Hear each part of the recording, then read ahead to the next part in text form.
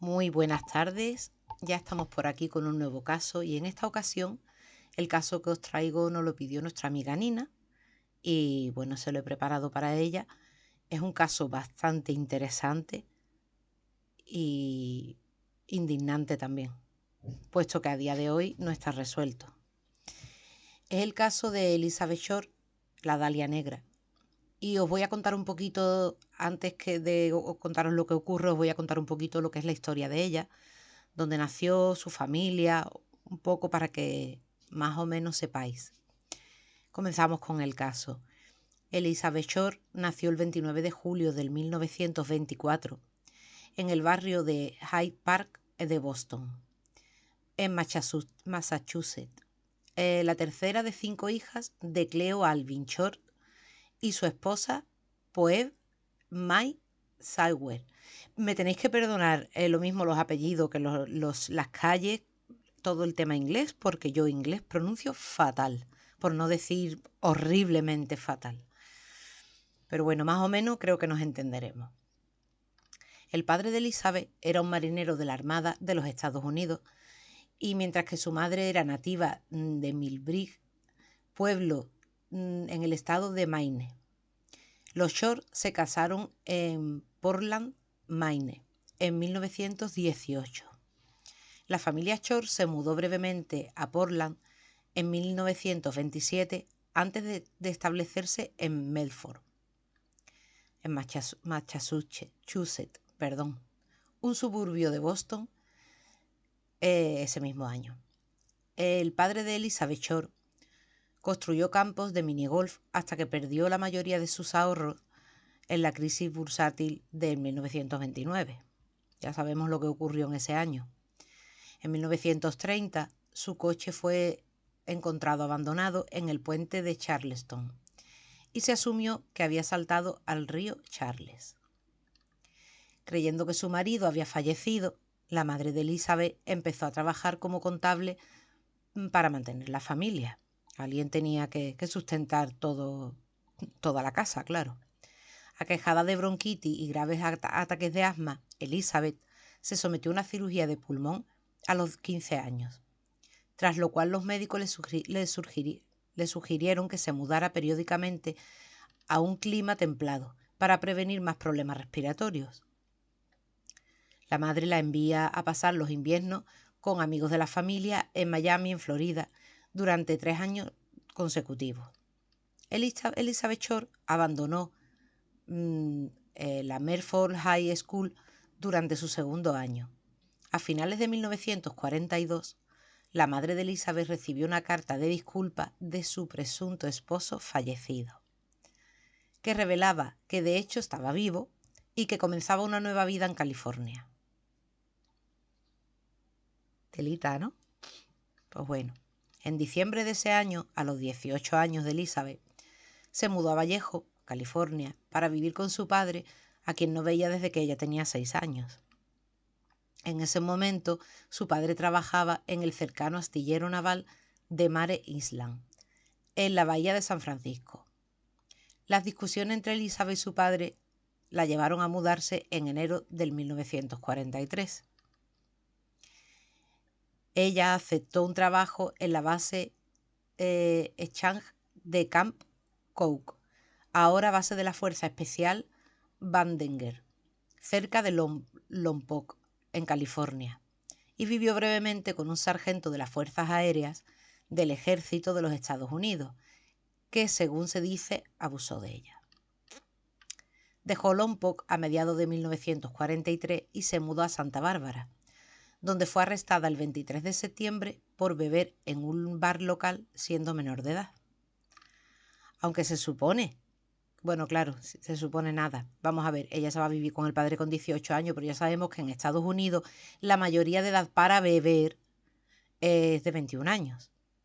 O sea que por mucho que tuviera 18 o 19 años no podía consumir alcohol.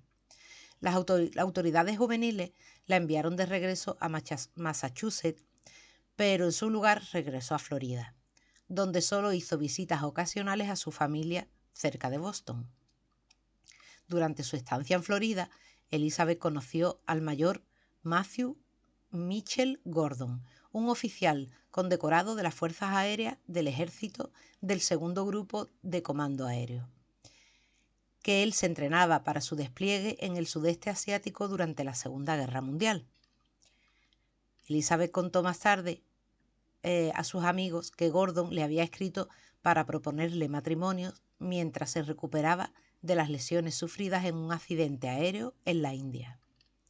Ella aceptó su oferta, pero Gordon falleció en un segundo accidente el 10 de agosto de 1945. O sea que eso quedó en nada. La hermana de Elizabeth, Dorothea, también sirvió en la guerra y fue asignada a descifrar mensajes japoneses. En julio de 1946, Elizabeth se mudó a Los Ángeles para visitar al teniente de la Fuerza Aérea del Ejército Joseph Gordon Fickley, un conocido de Florida, que estaba destinado en la base aérea de la Reserva Naval de Long Beach. Elizabeth pasó los últimos 6 meses de su vida en el sur de California, principalmente en el área de Los Ángeles.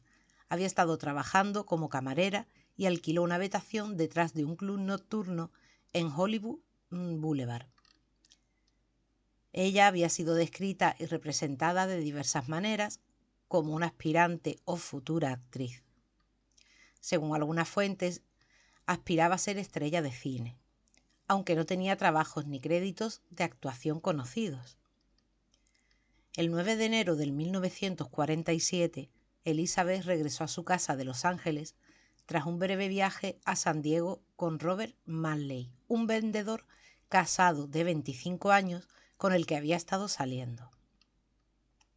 Robert Manley declaró que la dejó en el hotel Biltmore en el centro de Los Ángeles y que Elizabeth se encontraría esa tarde con una de sus hermanas, que estaba de visita desde Boston.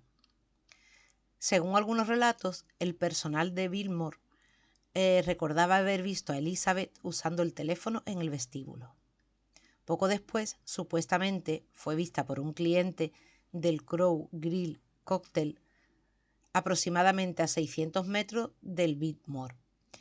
Pero claro, esto es como en todos los casos. Supuestamente la han visto aquí, la han visto allí, y a lo mejor nadie la ha visto, la han confundido con otra, o bueno, puede haber pasado millones de cosas, ¿no? Entonces puede ser y puede no ser. O como decía la tía de mi abuelo, puede ser y no haber sucedido. En la mañana del 15 de enero de 1947, el cuerpo desnudo de Elizabeth Short fue cortado en dos. Fue encontrado en un terreno baldío, en el lado oeste de South North Avenue. Estaba en gran parte sin desarrollar en ese momento, lo que era el terreno. El cuerpo severamente mutilado de Elizabeth fue completamente cortado a la altura de la cintura y drenado de sangre, dejando su piel a un blanco pálido.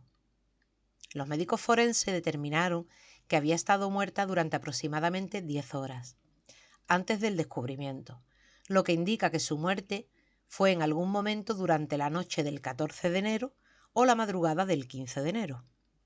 Al parecer, el cuerpo había sido lavado por el asesino. La cara de Elizabeth Short había sido cortada desde la comisura de la boca hasta las orejas, creando un efecto conocido como la sonrisa de Glasgow. Tenía varios cortes en el muslo y los senos, donde se había cortado porciones enteras de carne. ¡Qué horror! La mitad inferior de su cuerpo estaba ubicada a un pie de distancia de la superior y sus intestinos habían sido metidos cuidadosamente debajo de sus nalgas. El cadáver había sido posado, con las manos sobre la cabeza, los codos doblados en ángulo recto y las piernas abiertas. Una reportera fue la primera en llegar a la escena del crimen y tomó varias fotos del cuerpo de Elizabeth y de sus alrededores. Cerca del cuerpo, los detectives localizaron una huella de tacón en el suelo, entre huellas de neumáticos, y también encontraron cerca un saco de cemento con sangre líquida. El 16 de enero de 1947, Frederick Neubar, forense del condado de Los Ángeles, realizó la autopsia al cuerpo de Elizabeth Short.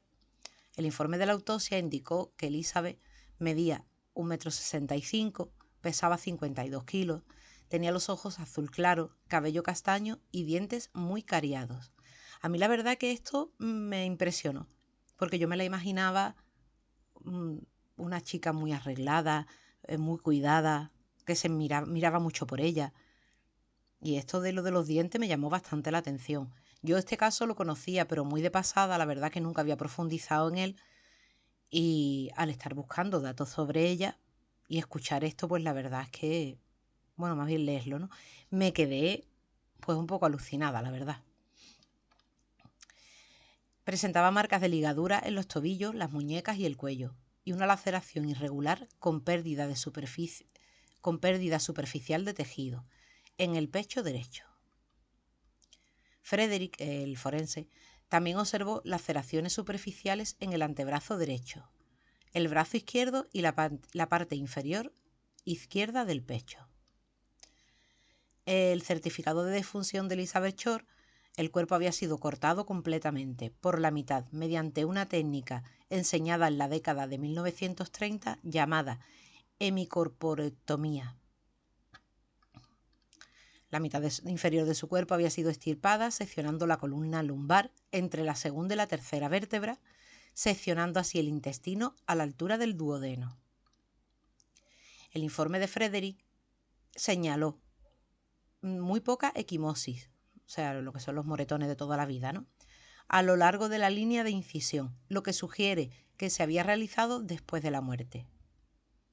Bueno, dentro de lo macabro de todo esto y de la mente del monstruo que cometió todo esto, si por lo menos la barbaridad de cortarla la hizo después de muerta, oye, no lo sufrió ella, porque no me quiero imaginar que esto lo hubiese hecho en vida. Otra laceración abierta de 11 centímetros de largo corría longitudinalmente desde el ombligo hasta la región suprapúbica. Las laceraciones en cada lado de la cara, que se extendían desde las comisuras de los labios, se midieron a 7,5 centímetros en el lado derecho de la cara y 6,5 al lado izquierdo. El cráneo no estaba fracturado, pero se observaron hematomas en la parte frontal y derecha del cuero cabelludo, con una pequeña cantidad de sangrado en el espacio subaracnoide del lado derecho, consistente con golpes en la cabeza. Se determinó que la causa de la muerte fue la hemorragia por las laceraciones en la cara y el shock por los golpes en la cabeza y en la misma cara. Frederick notó que en el canal anal de Elizabeth estaba dilatado a 4,5 centímetros, lo que sugiere que pudo haber sido bio. Se tomaron muestras de su cuerpo para detectar la presencia de esperma, pero los resultados fueron negativos. Elizabeth fue identificada tras el envío de sus huellas dactilares al FBI.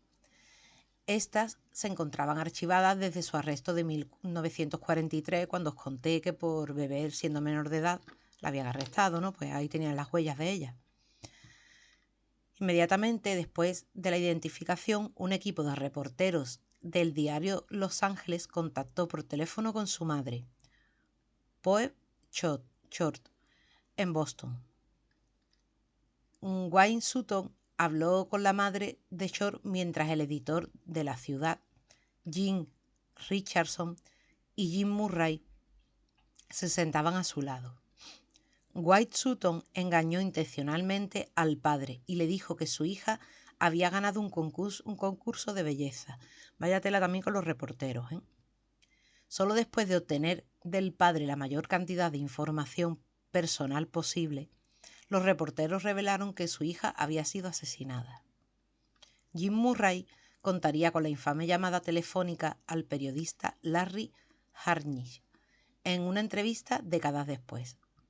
White llamó a la madre, le hizo muchas preguntas y tomó muchas notas, recordó Murray. Me quedé allí sentado escuchando a la pobre y querida madre contarle a ellos, ¿no?, sus triunfos escolares. Todavía puedo verlo, tapar el auricular del teléfono antiguo y decir, ¿qué le digo? Richardson entrecerró su único ojo bueno y dijo: «Ahora díselo». «Eres un hijo de...», dijo Murray a Sutton. Murray le dijo a Harnish en la misma entrevista que aún estaba consternado y que el incidente quedó vivamente grabado en su memoria, como para no. Al principio, la madre de Elizabeth Short no podía creer lo que le habían dicho los periodistas. Bueno, ni la madre ni el padre. Se negaron a creer que su hija hubiera sido asesinada hasta que finalmente recibieron la confirmación de la policía de Los Ángeles a través de su departamento de policía local. Un periódico también ofreció pagar el pasaje de avión y el alojamiento de Poe si viajaba a Los Ángeles para ayudar con la investigación policial. Que no sé los padres que iban a ayudar ahí. Si un asesino psicópata, totalmente psicópata, le hace esto a tu hija y tú ni siquiera vives en la misma ciudad, ¿en qué vas a ayudar tú? No sé. Me parece un poco surrealista, pero para ayudar en la investigación policial, ¿no? Esa fue otra estratagema, ya que el periódico la mantuvo a la madre, ¿vale?, alejada de la policía y otros periodistas para proteger su exclusiva. Yo es algo que no sé, puedo llegar a alucinar, que por ese morbo sean capaces de hacer una cosa así. Este periódico y otro posteriormente sensacionalizaron el caso con un artículo describiendo el traje negro a medida con el cual Elizabeth Short fue vista por última vez, como una falda ajustada y una blusa transparente. ¿Qué más da como fuera vestida? Los medios la apodaron la Dalia Negra y la describieron como una aventurera que merodeaba por Hollywood Boulevard. Otros informes periodísticos, como uno publicado en Los Angeles Times el 17 de enero, calificaron el asesinato como un asesinato de un adicto al sexo.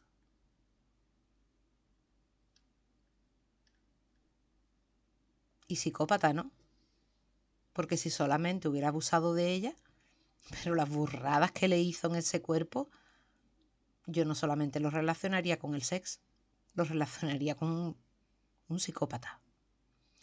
El 21 de enero, una persona que afirmaba ser el asesino de Elizabeth Short llamó a las oficinas de James Richardson, editor del periódico, felicitándolo por la cobertura del caso en el periódico y afirmando que planeaba entregarse, no sin antes permitir que la policía lo investigara. Además, le dijo a Richardson que esperaba recibir algunos recuerdos de Beth Short por correo. Yo no sé si realmente, pues no se supo, si realmente ese tío sería o no sería el que lo hizo, porque capaz, y ponerse en contacto con el periódico y sabe Dios con quién, ¿no? Pero vamos, ya hay que ser, yo que sé, demasiado retorcido, seas o no seas, ¿vale? Si no lo eres, creo que incluso, no sé si más o no, pero bueno, para pedir algún recuerdo de ella, diciendo que eres el asesino y que te vas a entregar cuando a ti te dé la gana, vamos, porque no ha querido decir otra cosa. 3 días después se descubrió sobre un sospechoso dirigido a El Periódico y a otros periódicos de Los Ángeles. Se descubrió un sobre sospechoso. En él traía palabras sueltas recortadas de recortes de revistas. Además, un gran mensaje en el que en el anverso del sobre decía: aquí están las pertenencias de Dalia. Carta a continuación. Os leo, ¿vale? El sobre contenía el certificado de nacimiento de Elizabeth Short, tarjetas de visita, fotografías, nombres escritos en trozos de papel y una libreta de direcciones con el nombre de Mark Hansen, grabado en el relieve de la portada. En la portada. El paquete había sido limpiado cuidadosamente con gasolina, al igual que el cuerpo de Elizabeth Short, lo que llevó a la policía a sospechar que el paquete había sido enviado directamente por su asesino. A pesar de los esfuerzos por limpiar el paquete, se extrajeron varias huellas dactilares parciales del sobre y se enviaron al FBI para su análisis. Sin embargo, las huellas se dañaron durante el transporte, ¿Cómo se puede permitir que suceda esto? Y por lo tanto no se pudieron analizar adecuadamente. El mismo día que el periódico recibió el paquete, se informó del hallazgo de un bolso y un zapato de gamuza negra sobre un cubo de basura de un callejón a poca distancia de Norton Avenue, a 3 kilómetros de la escena del crimen. La policía recuperó los objetos, pero también los habían limpiado con gasolina, lo que destruyó cualquier huella dactilar. ¡Qué horror! El 14 de marzo, una aparente nota de suicidio, ya lo dije, garabateaba a lápiz en un trozo de papel. Fue encontrada dentro de un zapato, entre la pila de ropa de un hombre junto a la orilla del mar, el pie de Breath Avenue en Venice. La nota decía: a quien corresponda, he esperado a que la policía me capturara por el asesinato de la Dalia Negra, pero no lo han hecho. Soy demasiado cobarde para entregarme, así que esta es la mejor salida. No pude evitarlo, ni esto ni aquello. La pila de ropa fue vista primero por un vigilante de la playa, quien informó del hallazgo al capitán de socorrista John Dillon. Dillon notificó de inmediato al capitán Christensen de la comisaría de West, en Los Ángeles. La ropa incluía un abrigo y pantalones azules de espiga, una camiseta marrón y blanca, pantalones cortos blancos, calcetines color canela y mocasines del mismo color. La ropa no revelaba ninguna pista sobre la identidad de su dueño. La policía rápidamente consideró sospechoso a Mark Hansen, el dueño de la libreta de direcciones encontradas en el paquete. Hansen era un rico dueño de un club nocturno y teatro local y un conocido en la casa de Elizabeth Shore. Se había quedado con amigos allí en la misma casa en algunas ocasiones. Según algunas fuentes, Hansen también confirmó que el bolso y el zapato descubierto en el callejón eran de hecho de Elizabeth Shore. Ann Todd, amiga y compañera de habitación de Elizabeth, dijo a los investigadores que Elizabeth había rechazado recientemente los avances sex de Hansen y lo sugirió como un posible motivo para que la matara. Sin embargo, Hansen fue absuelto de sospecha en el caso. Aquí la policía iba picoteando de un lado y de otro sin saber por dónde tirar, ni a quién investigar, ni por dónde buscar, ni nada de nada de nada. Además de Hansen, el Departamento de Policía de Los Ángeles entrevistó a más de 150 hombres en la semana siguiente que creían que eran posibles sospechosos. 150 personas, bueno, hombres en este caso, ¿no? Pero 150. Sí, fijarse si estaban perdidos. Robert Manley, quien había sido una de las últimas personas en ver a Elizabeth con vida, también fue investigado, pero fue absuelto de sospechas después de pasar numerosos exámenes de polígrafo. Cosa que aquí en España ya sabemos que el polígrafo no vale absolutamente para nada, pero allí sí. La policía también entrevistó a varias personas que se encontraron en la libreta de direcciones de Hansen, incluido Martin Lewis, que había sido un conocido de Elizabeth. Lewis pudo proporcionar una coartada para la fecha del asesinato de Elizabeth, ya que estaba en Portland, Oregón, visitando a un suegro moribundo. A su suegro, vamos, perdonadme.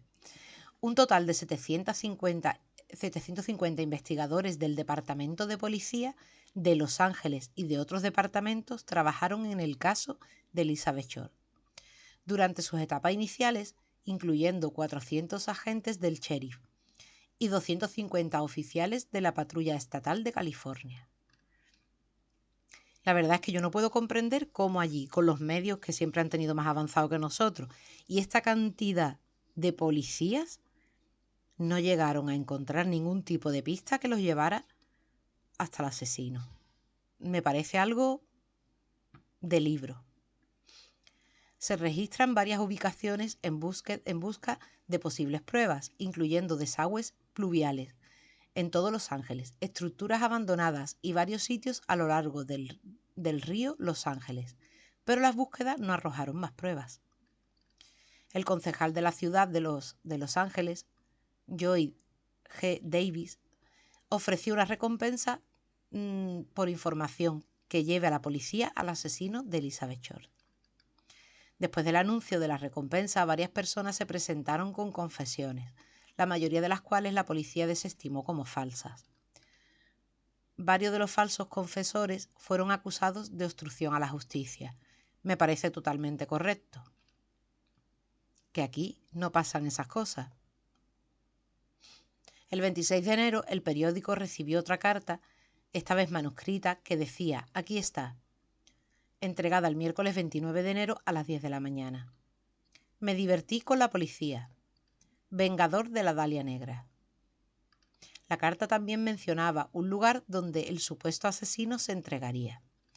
La policía esperó en el lugar la mañana del 29 de enero, pero el presunto asesino no apareció. En cambio, a la 1 de la madrugada, las oficinas del periódico recibieron otra carta recortada y pegada que decía: he cambiado de opinión. No me dieron un trato justo. El asesinato de la Dalia estaba justificado. La naturaleza gráfica del asesinato y las cartas posteriores recibidas por los periódicos habían resultado un circo mediático en torno al asesinato de Elizabeth Short. Pero totalmente, vaya. Tanto las publicaciones locales como las nacionales cubrieron ampliamente la historia, muchas de las cuales reprimieron informes sensacionalistas que sugerían que Elizabeth Short había sido torturada durante horas antes de su muerte. Sin embargo, la información era falsa, que yo lo pongo entre comillas porque con la investigación tan mala que hubo o la falta de pruebas que hubo para coger al asesino, pues a lo mejor tampoco tuvieron tan claro lo que a esta muchacha le sucedió. Bueno, pues la información se supone que es falsa, pero la policía permitió que los informes circularan para ocultar al público la verdadera causa de la muerte de Elizabeth Short, hemorragia cerebral. Que tampoco lo entiendo, porque vamos a ver, ella puede morir por una hemorragia cerebral, ¿vale? Por los golpes recibidos, X. Pero lo que le han hecho, le han hecho. Eso no lo quita nadie. Las brutalidades que le hicieron, no sé. Se publicaron más informes sobre la vida personal de Elizabeth, incluidos detalles sobre su supuesto rechazo a los avances sex de Hansen. Además, una stripper que era conocida de Elizabeth le dijo a la policía que ella le gustaba excitar a los hombres, pero los dejaba colgados. ¿Y qué? ¿Y eso le da derecho a alguien a matarla? Me parece totalmente absurdo. Yo creo que esta stripper lo que quería era, pues no sé, notoriedad, porque es que no le veo la lógica. Esto llevó a algunos periodistas y detectives a investigar la posibilidad de que Elizabeth fuera lesbiana y comenzar a interrogar a empleados y clientes de bares gays en Los Ángeles. Esta afirmación, sin embargo, quedó sin fundamento. El periódico también recibió varias cartas del supuesto asesino, nuevamente hechas con recortes de periódico y pegados, ¿no? Una de las cuales decía: no intenten encontrarme. El 1 de febrero, otro periódico informó que el caso se había topado con un muro de piedra, sin nuevas pistas que los investigadores pudieran seguir. Continuaron publicando artículos sobre el asesinato y la investigación, que fue noticia de primera plana durante 35 días tras el descubrimiento del cuerpo. Al ser entrevistado, el investigador principal, el capitán Jack Donahue, declaró a la prensa que creía que el asesinato de Elizabeth había tenido lugar en un edificio o choza remota a las afueras de Los Ángeles y que su cuerpo fue transportado al lugar donde fue desechado. Basándose en los cortes y la disección precisos del cuerpo de Elizabeth, el Departamento de Policía de Los Ángeles investigó la posibilidad de que el asesino hubiera sido un cirujano médico o alguien con conocimientos de ello. A mediados de febrero de 1947, el Departamento de Policía de Los Ángeles presentó una orden judicial a la Facultad de Medicina de la Universidad del Sur de California, ubicada cerca del lugar donde se había descubierto el cuerpo, que es otra de las cosas que me parece un poco absurda y ridícula, porque si ha sido un médico y hay una facultad de medicina al lado, no creo yo que sea tan imbécil de dejarlo al lado, ¿no? No sé, lo lógico es que si lo vas a transportar, que lo transportes lo más lejos de ti posible, ¿no? Pienso yo, no sé, igual estoy equivocada, yo no tengo la mente de un colgado de esto, pero yo qué sé. La policía me parece, a ver, sin querer tampoco meterme con nadie, pero me parece un poco cortita, ¿no? Van a lo fácil, a lo ligero, a lo venga, desde mi punto de vista, ¿eh? Bueno, pues fueron al sitio donde se había descubierto el cuerpo, solicitando una lista completa de los estudiantes del programa. La universidad accedió siempre y cuando las identidades de los estudiantes se mantuviesen privadas. Se realizaron verificaciones de antecedentes, pero no arrojaron resultados ninguno. En la primavera de 1947, el asesinato de Elizabeth Short se había convertido en un caso sin resolver, con pocas pistas nuevas. El sargento Finis Brown, uno de los detectives principales del caso, culpó a la prensa de comprometer la investigación mediante la investigación periodística de detalles e informes no verificados. ¿Qué pasa? ¿Que porque no encuentras nada ya le echas la culpa a los periódicos? Vamos a ver, que sí, que los periódicos a lo mejor han hablado de cosas que no son realidad. Vale, hasta ahí estamos de acuerdo. Que le pongan una querella o hagan algo de ese tipo, pero echarles la culpa de que tú no descubras las cosas. En septiembre del 1949, un gran jurado se reunió para discutir la deficiencia de la unidad de homicidios del Departamento de Policía de Los Ángeles, debido a su incapacidad para resolver numerosos asesinatos, especialmente los de mujeres y niños en los años anteriores, siendo el de Elizabeth uno de ellos. Después del gran jurado se realizó una investigación más profunda sobre el pasado de Elizabeth, con detectives rastreando sus movimientos entre Massachusetts, California y Florida, y también entrevistando a personas que conocían a Elizabeth en Texas y Nueva Orleans. Sin embargo, las entrevistas no arrojaron información útil sobre el asesinato. La notoriedad del asesinato de Elizabeth había dado lugar a numerosas confesiones a lo largo de los años, muchas de las cuales se habían considerado falsas. Durante la investigación inicial, la policía recibió un total de 60 confesiones, la mayoría de hombres. Desde entonces, más de 500 personas han confesado el crimen, algunas de las cuales ni siquiera habían nacido al momento de su muerte. Vamos a alucinar un poco más. El sargento John, detective del Departamento de Policía de Los Ángeles, que trabajó en el caso hasta su jubilación, declaró: «Es sorprendente cuánta gente señala a un familiar como asesino». En 2003, Ralph Asldale, uno de los detectives originales del caso, declaró al Times que creía haber entrevistado al asesino de Elizabeth, un hombre que había sido visto con su coche estacionado cerca de la escena del crimen la madrugada del 15 de enero de 1947. Un vecino que pasaba en el coche ese día se detuvo a tirar una bolsa de césped cortado en el aparcamiento, cuando vio un coche estacionado, supuestamente con la puerta trasera derecha abierta. El conductor estaba de pie en el aparcamiento. Su llegada aparentemente sobresaltó al dueño de ese coche, quien se acercó a él y miró por la ventana antes de regresar a su coche y marcharse. El dueño del coche fue seguido hasta un restaurante local donde trabajaba, pero finalmente fue absuelto de toda sospecha. Entre otros sospechosos que siguen bajo discusión por varios autores y expertos se encuentra un médico llamado Walter Bailey. Larry Hartnich, el editor del Times, Norman Chandler afirmaron que dejó embarazada a Elizabeth Short. Leslie Dillon Joseph A. Dumais, Artie Lang, Mark Hansen, Francis E. Sweeney. No veo los nombrecitos. Woody Gutier,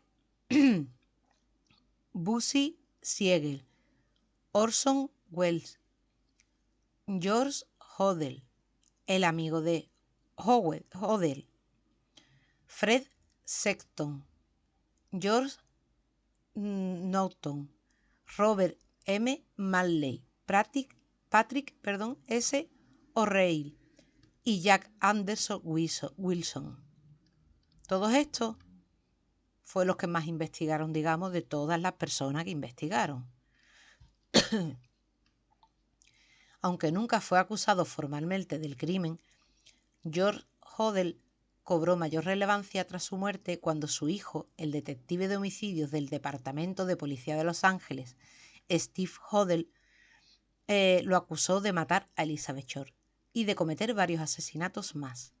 Antes del caso Dahlia, George Hodel fue sospechoso, pero no acusado de la muerte de su secretaria, Ruth Spaulding, y fue acusado de envío a su propia hija, pero fue absuelto.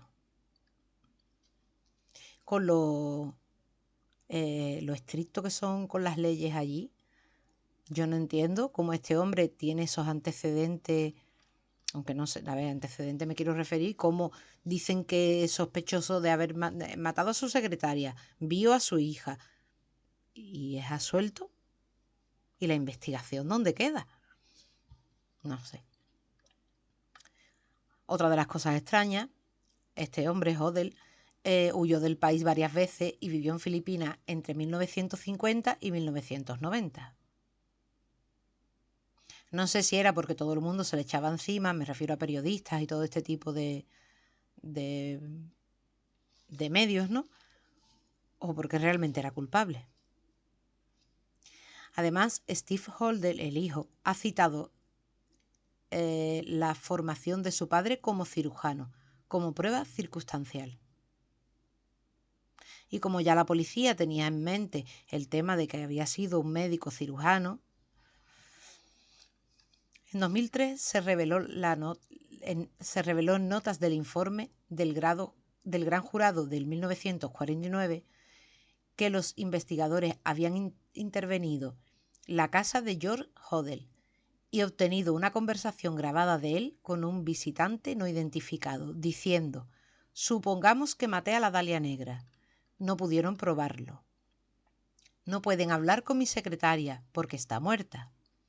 Pensaron que había algo sospechoso. En fin, ahora puede que lo hayan descubierto. La maté. Tal vez maté a mi secretaria. ¿Y no van a por él? Porque estas son unas grabaciones con su voz. En el año 2000, Buzz Williams, un detective retirado del Departamento de Policía de Long Beach, escribió un artículo para el boletín informativo sobre el asesinato de Elizabeth Short. Su padre, Richard F. Williams, era miembro del escuadrón de gángster que investigaba el caso. Según se informa, el padre de Williams creía que Dillon era el asesino y que cuando Dillon regresó a su estado natal de Oklahoma, pudo evitar la extradición a California porque su exesposa, Georgina Stevenson, era prima segunda del gobernador de Illinois, quien contactó al gobernador de Oklahoma en nombre de Dillon. Dillon fue absuelto por la policía después de una investigación exhaustiva y que los archivos del fiscal del distrito lo ubicaron positivamente en San Francisco cuando Elizabeth Short fue asesinada. Aquí, entre que la policía no encuentra nada, vamos a decirlo así, no voy a echarle culpas de nada, pero bueno, entre que uno tapa al otro, el otro tapa al uno, vaya tela. Harnich afirma que no hubo encubrimiento, que de hecho Dillon recibió un acuerdo financiero de la ciudad de Los Ángeles, pero no ha presentado pruebas concretas para demostrarlo. Varias personas, ninguna de las cuales conocía a Elizabeth, contaron a la policía y a la prensa afirmando haberla visto durante sus supuestas semanas desaparecida, como ocurre en la gran mayoría de los casos de desapariciones, entre su desaparición el 9 de enero y el hallazgo de su cuerpo el 15 de enero. Pero es que esto pasa siempre. A ver, que no digo que la gente lo hagan a maldad, ¿eh? Que hay muchas personas que le parece haber visto a tal persona. Y bueno, en algunos casos pues, puede ser una pista fiable y hay que decirlo, ¿no? Está claro. Pero que siempre pasa en todos los casos. Y en muchos de ellos se sabe que la persona la asesinaron el mismo día y es imposible que la hayan podido ver. Pero bueno, la policía y los investigadores de la Fiscalía destacaron cada supuesto avistamiento. En algunos casos, los entrevistados identificaban a otras mujeres a las que había confundido con Elizabeth. Tras el descubrimiento del cuerpo de Elizabeth, numerosos periódicos de Los Ángeles publicaron titulares afirmando que había sido torturada antes de su muerte. Esto fue negado por las autoridades, como ya os he contado antes, pero permitieron que circularan las acusaciones para mantener el secreto de la causa real de la muerte de Shore. Me parece, no sé, un poco ridículo, como os he dicho.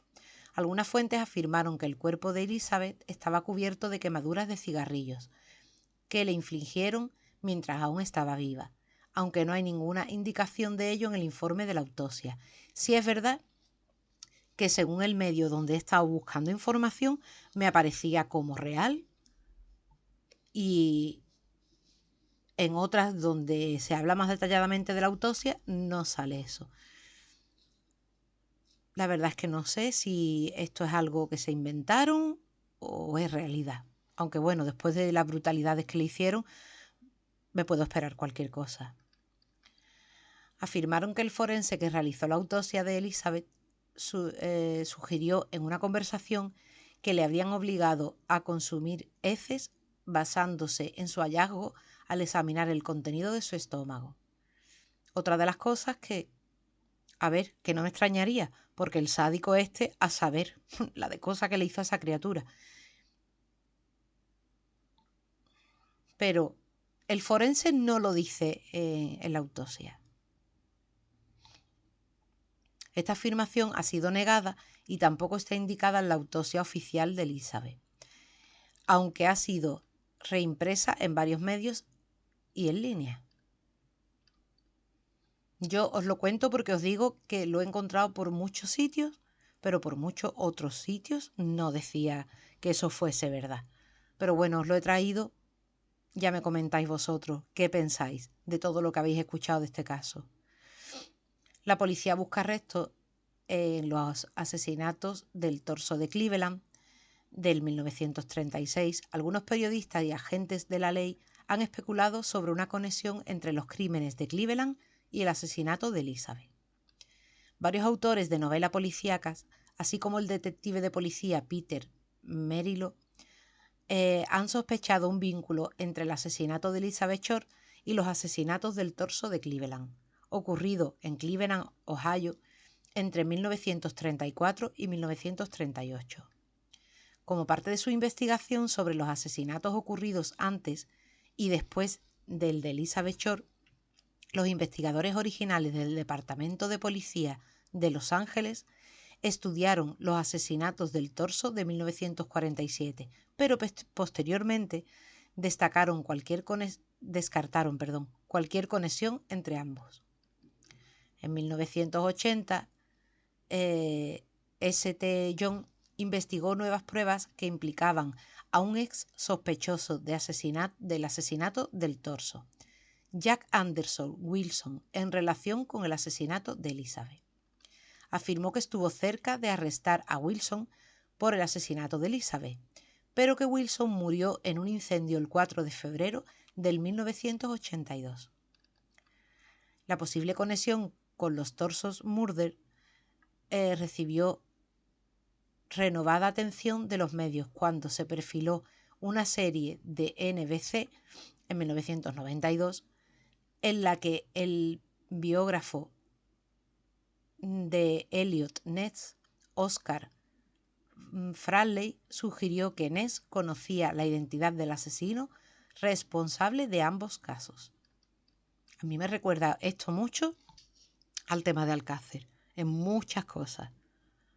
Aunque, a ver, estamos hablando de una víctima y el caso de Alcácer ya sabemos que son 3, ¿no? Pero no sé, tanto jaleo, tanto lío, la policía no se aclara. Autores de crimen como Steve Holder y William Rasmussen han sugerido un vínculo entre el asesinato de Elizabeth y el asesinato y desmembramiento de Suzanne Degan, de 6 años, en Chicago, Illinois, en 1946. El capitán Donahue, no sé cómo se dice, del Departamento de Policía de Los Ángeles, declaró públicamente que creía que la Dalia Negra y los asesinatos del lápiz labial en Chicago probablemente estaban conectados. Esto es otra de las cosas por las que os digo que me recuerda al caso Alcácer, ¿no? Que hay muchas cosas que coinciden con, o sea, unos casos con los otros. Pero, ¿es eso realidad o es que hay demasiados dementes? Entre las pruebas citadas que se encuentran el hecho de que el cuerpo de Elizabeth fue encontrado en Norton Avenue, 3 cuadras al oeste de Degan Boulevard, siendo Degan el apellido de la niña de Chicago. Y esto me recuerda al pie de Macastre, que lo dejan en la calle Alcácer. También hubo sorprendentes similitudes entre las escrituras en las notas de rescate de Degnan y El Vengador de la Dalia Negra. Ambos textos usaban una combinación de mayúsculas y minúsculas y ambas notas contienen una letra P de forma similar y tienen una palabra que coinciden exactamente.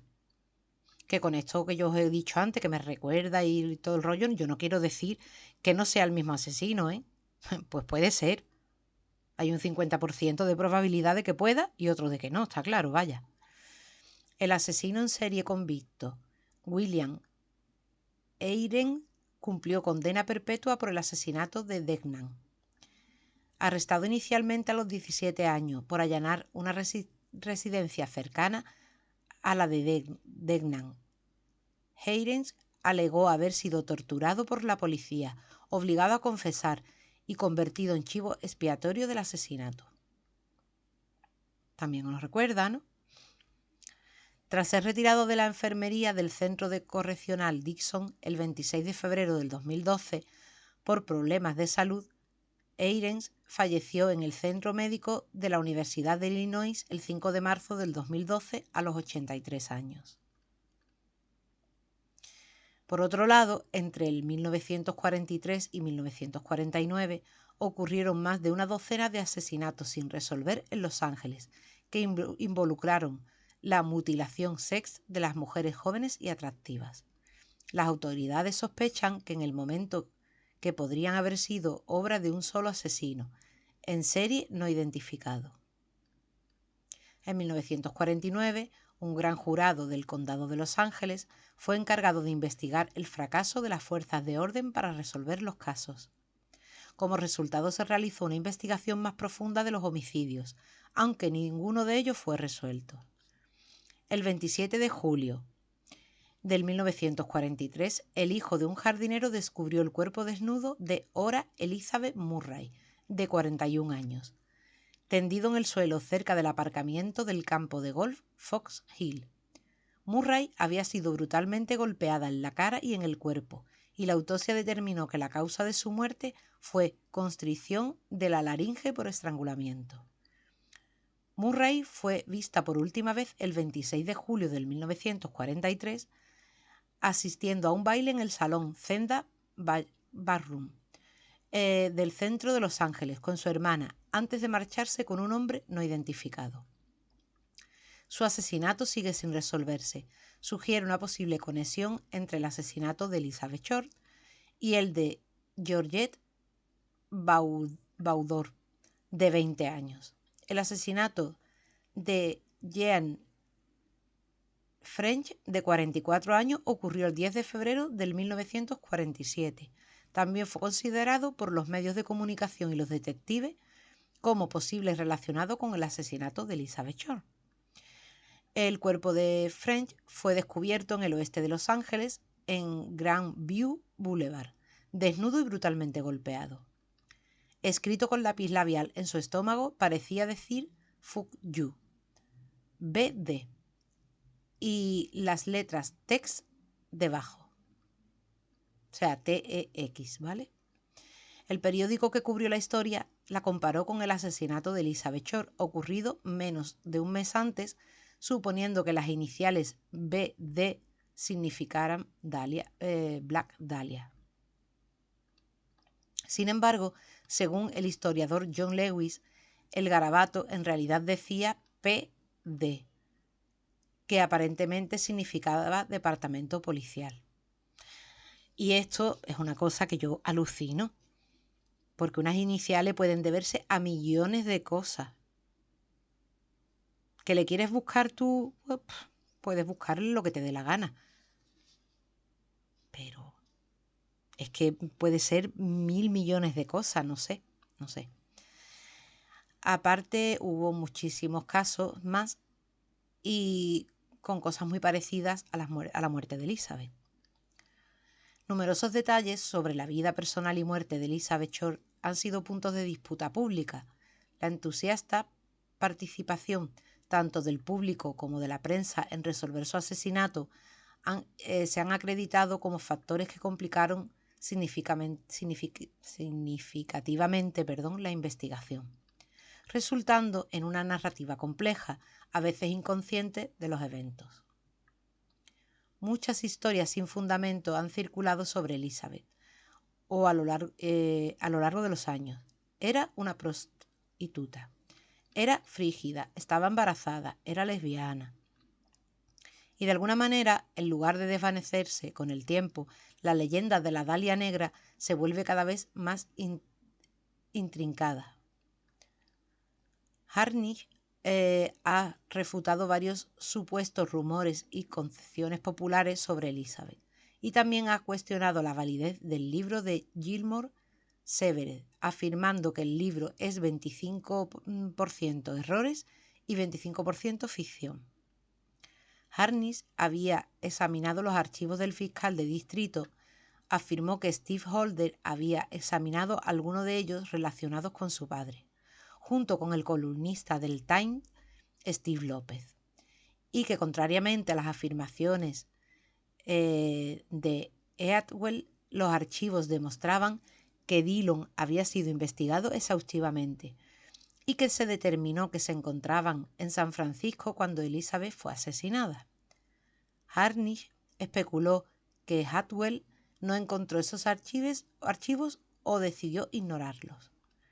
Yo pienso, sin ponerme tampoco con una conspiración, no vayamos a crear aquí un caso Alcácer, pero no sé, yo creo que aquí hubo muchas cosas que se taparon, mucha gente que callaron.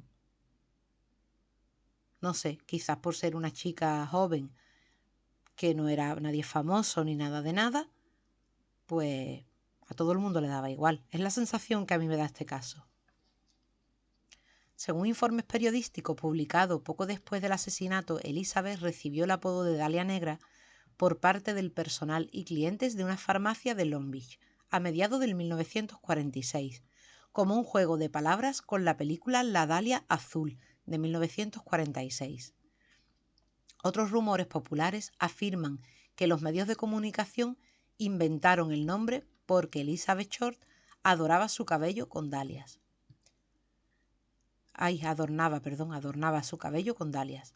Según el sitio web oficial del FBI, Elizabeth recibió la primera parte del apodo de la prensa por su supuesta afición por la ropa negra transparente. Sin embargo, los informes de los investigadores del fiscal del distrito indican que el apodo fue inventado por los periodistas que cubrían su asesinato. A un periodista que entrevistó a los conocidos de Short en la farmacia se le atribuye el uso del nombre Black Dahlia, aunque algunos periodistas han sido nombrados alternativamente como sus creadores. Aunque algunas fuentes afirman que Elizabeth Short fue referida o usó ese nombre durante su vida y otros lo disputan. Eso no lo vamos a saber nunca. Tanto Gilmore como Harnish coinciden en que el nombre se originó durante la vida de Elizabeth Short y no fue una creación de la prensa. Harnish afirma que de hecho fue un apodo que se ganó del personal de la farmacia de Long Beach que frecuentaba. Gilmore nombrar al Lander como el propietario de la farmacia, aunque no proporciona el nombre de la tienda.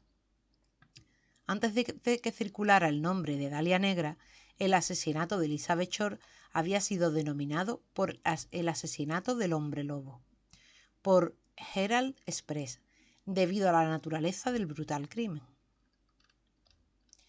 Muchos libros sobre crímenes reales afirman que Elizabeth Short vivió o visitó Los Ángeles en diversas ocasiones a mediados de la década del 1940, incluyendo Severed de Gilmore, que afirmaba que trabajó en la Hollywood Canteen. Harnish lo niega, afirmando que Short no vivió en Los Ángeles hasta después del cierre de la cantina en 1945. Aunque algunos conocidos de Elizabeth y varios comentaristas la describieron como prostituta o acompañante durante su estancia en Los Ángeles, según Harnish, el gran jurado contemporáneo demostró que no existían pruebas de que alguna vez lo hubiese sido. Otro rumor aplicable circulado, a veces usado para contrarrestar las afirmaciones de que Elizabeth Short era una sostienen que Elizabeth no podía tener relaciones sex debido a un defecto congénito que resultó en disgesia gonadal, también conocida como genitales infantiles. Los archivos del fiscal del distrito del condado de Los Ángeles indican que los investigadores habrían interrogado a 3 hombres con los que Elizabeth había tenido relaciones sex, incluido un oficial de policía de Chicago, que era sospechoso en el caso. Uno de los sospechosos. Los archivos del FBI sobre el caso también contienen una declaración de que uno de los supuestos amantes contienen una declaración de uno de los supuestos amantes de Elizabeth. La propia autopsia de Elizabeth señala que el útero era pequeño, sin embargo, no se proporciona otra información en la autopsia que sugiera que sus órganos reproductivos fueran algo más anatómicamente normales. Yo no sé, pero si ella no fue sí analmente, pero vaginalmente no, pues a lo mejor no tenía por qué costar, digo yo, esto lo estoy diciendo yo por lo que estamos ahora mismo escuchando, ¿no? No tenía por qué especificar si los tenía grandes, chicos, medianos o regulares. Si hubiera sido vaginalmente, pues a lo mejor sí. Pienso yo, no sé, porque, por ejemplo, cuando dicen que fue analmente, no especifican el tamaño real de su ano. Es algo, no sé, es algo que no se dice, ¿no? Creo yo, vamos. La autopsia también afirma que Elizabeth no estaba ni había estado nunca embarazada, contrariamente a lo que se había afirmado antes y después de su muerte. Otro rumor que Elizabeth era lesbiana ha circulado con frecuencia. Según Gilmore, este rumor comenzó después de que el forense adjunto le dijera a Mintz que Elizabeth Short no tenía relaciones sex con hombres debido a sus genitales supuestamente pequeños. Mintz interpretó que esto como que Elizabeth tenía relaciones sex con mujeres, y tanto él como el reportero de Herald Express comenzaron a investigar infructuosamente bares gays de Los Ángeles en busca de más información. Me parece un poco ridículo. La tumba de Elizabeth Short en Oakland, en California, ella está enterrada en el cementerio Mountain View de Oakland, no sé cómo se pronuncia. Después de que su hermana menor, Elnora, creciera y se casara, su madre, Boeb, se mudó a Oakland para estar cerca de la tumba de su hija. Finalmente regresó a la costa este en la década del 1970, donde vivió hasta los 90 años y falleció en 1992. El 2 de febrero del 1947, apenas 2 semanas después del asesinato de Elizabeth, el caso impulsó al asambleísta estatal republicano C. Donfield a representar un proyecto de ley para la creación de un registro de delincuentes sex. California se convertiría en el primer estado de Estados Unidos en hacer obligatorio el registro de delincuentes sex. Que eso debería de estar en todos los países, en todos lados. Y cuando un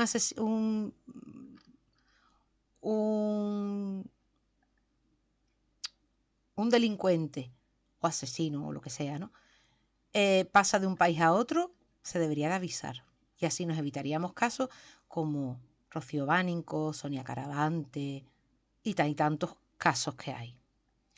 El asesinato de Elizabeth ha sido descrito como uno de los crímenes más brutales y culturalmente perdurables en la historia de los Estados Unidos. Y la revista Time lo catalogó como uno de los casos sin resolver más infames del mundo. La vida y la muerte de Elizabeth han sido la base de numerosos libros, programas de televisión y películas, tanto de ficción como de no ficción. El asesinato de Elizabeth, la Dalia Negra, en 1947, sigue sin resolverse oficialmente. Pues me parece un caso totalmente brutal, pero brutal como tantos otros hay. Me voy a explicar con lo que estoy diciendo. Según la repercusión que tenga un asesinato, un avío, un lo que sea, ¿no?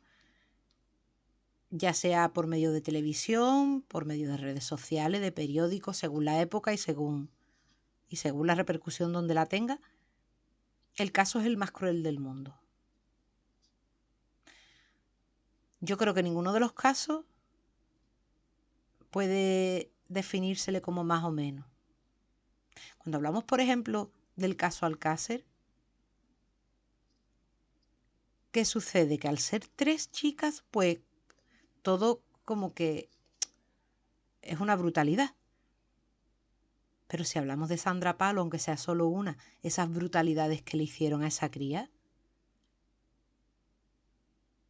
yo creo que no se puede sopesar cuál de los dos casos es peor.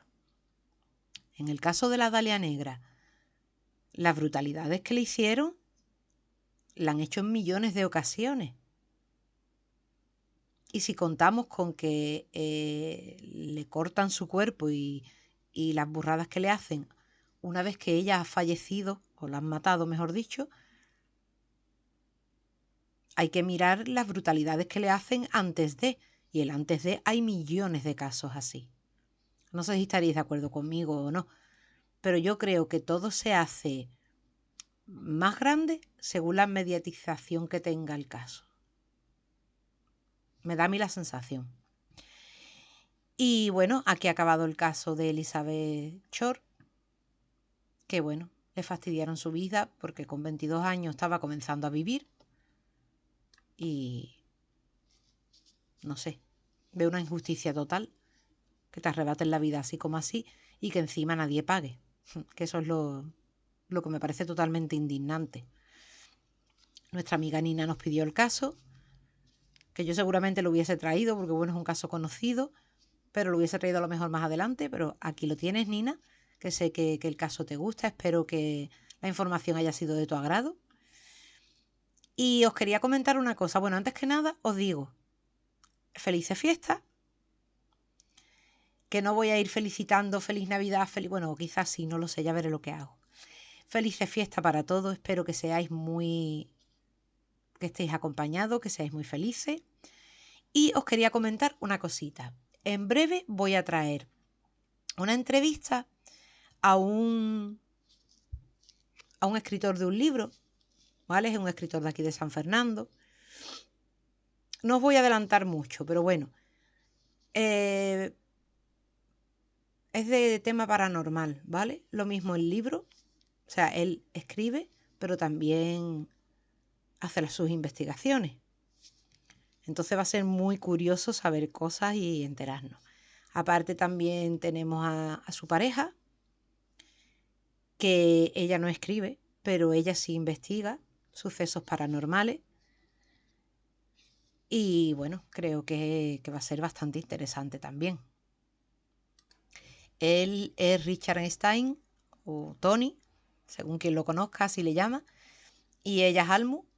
Son dos encantos. Y bueno, ya os digo, pronto os traeré una entrevista súper interesante, que aunque no sean temas de True Crime, pero bueno, los temas paranormales sé que también os gusta. Así que muy prontito vendrá esa entrevista. Y nada, con esto desearos que tengáis un maravilloso día y que nos vemos muy prontito. Chao.